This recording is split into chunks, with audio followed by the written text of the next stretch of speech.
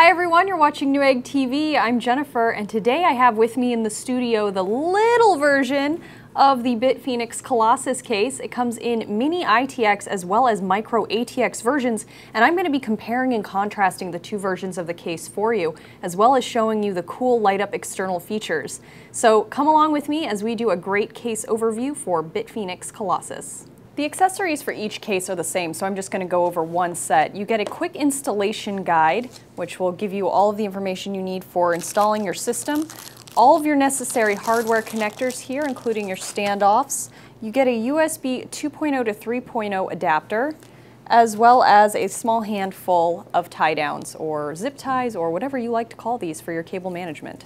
Alright, so I have both versions of the case out here. I've got the Micro ATX and the Mini ITX, and I'll show you the differences between the two in a minute. But the front panel connectors and everything on the outside of the cases are pretty much the same, so we're just going to concentrate on the Mini ITX for just a moment. Now, the BitFenix cases are kind of trademarked. They have this soft touch coating on them, and this Mini Colossus is no different. So we have the soft touch coating on the front and top of the case.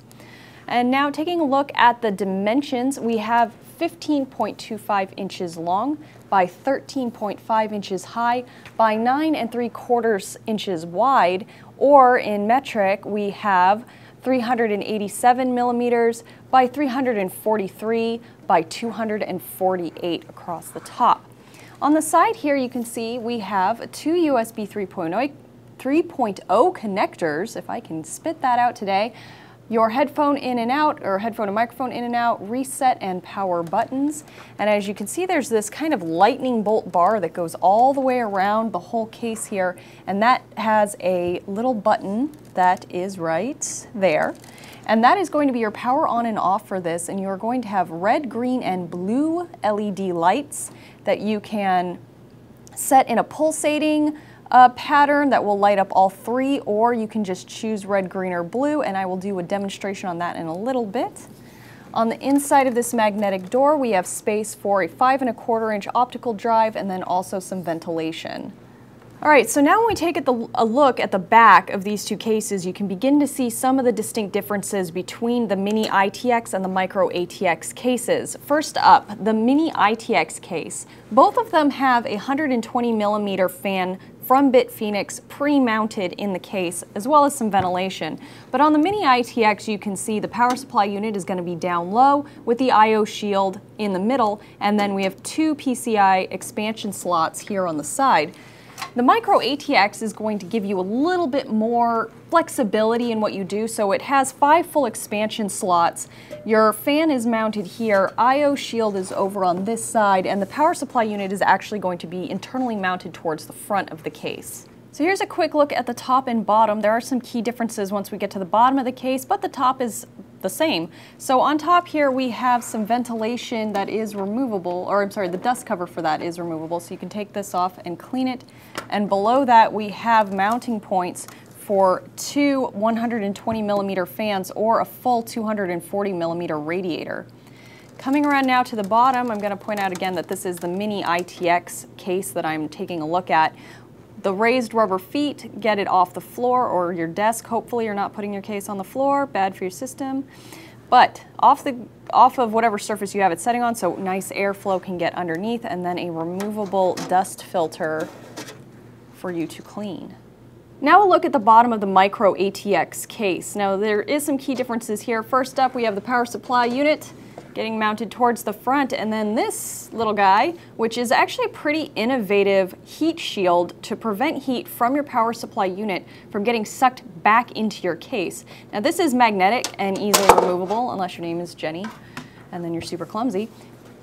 But on the bottom, once it's removed, you can see we have a pre-installed 120 millimeter BitFenix fan, as well as mounting points for some of your internals. Taking off the side panel now, you can see on the inside we have all of the wiring for your panel connector.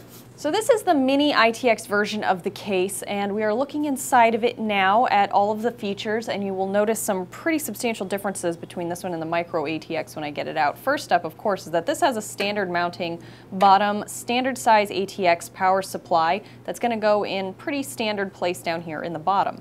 On top of that, you have your motherboard tray with pre-mounted standoffs for a Mini-ITX motherboard. Now that I'm looking at the inside of the case, I want to go over some more of the cooling features. Up front, we have mounting options for lots of cooling. So pre-installed comes one 120mm fan, but you have the option of adding another one of those, or you can switch out to one each of either a 140, 180, 200, or 320mm fan for the front to keep it nice and cool. On the back side, there is one pre-installed 120mm fan, but you can up that to 140 if you should wish.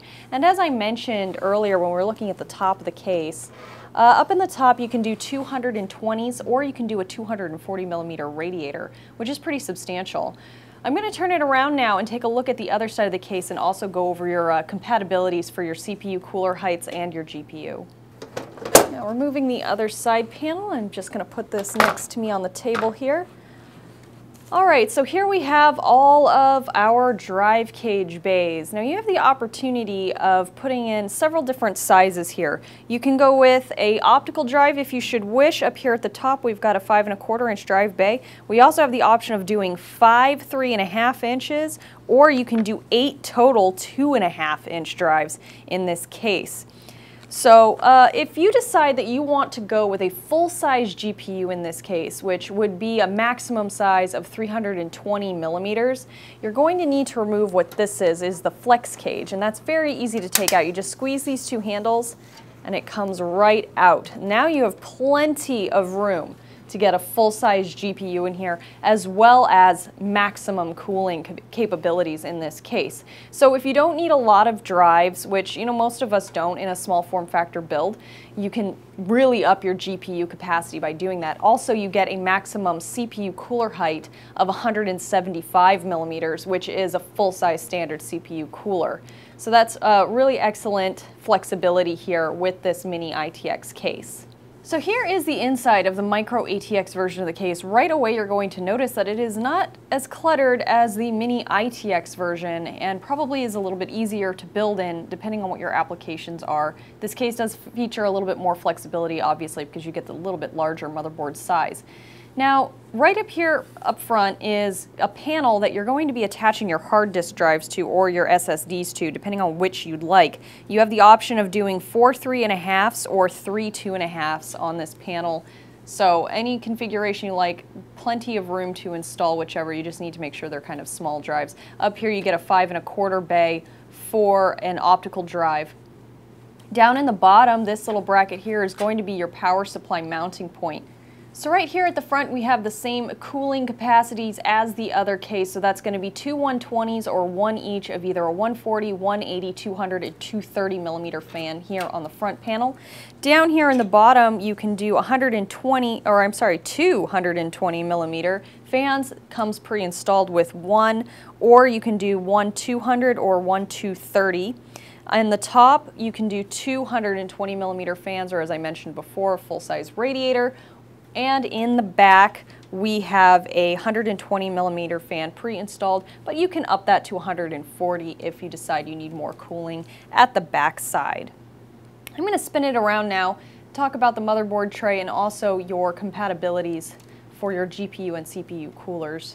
Alright, as with the other one, you do have the GPU max of having a full-size GPU at 320mm inside here, because there isn't as much restriction with the way the motherboard is mounted. A Micro ATX motherboard is mounted very traditionally here in the Micro ATX tray. You do have, however, a little bit limited wire or cable management space back here. You're going to need to make it fit in what looks to be right around a very tight 1/2 inch.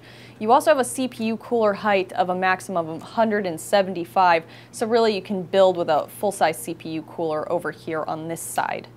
Now let's plug it in and I will give you a light demonstration.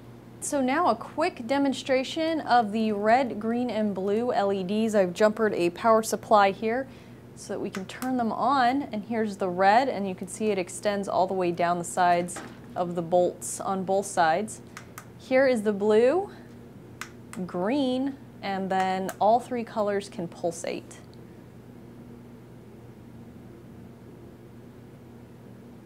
There goes red. And then next will be blue. Or it'll make a liar out of me and just do red. I swear it goes to blue. There it goes. And then after that it'll be green.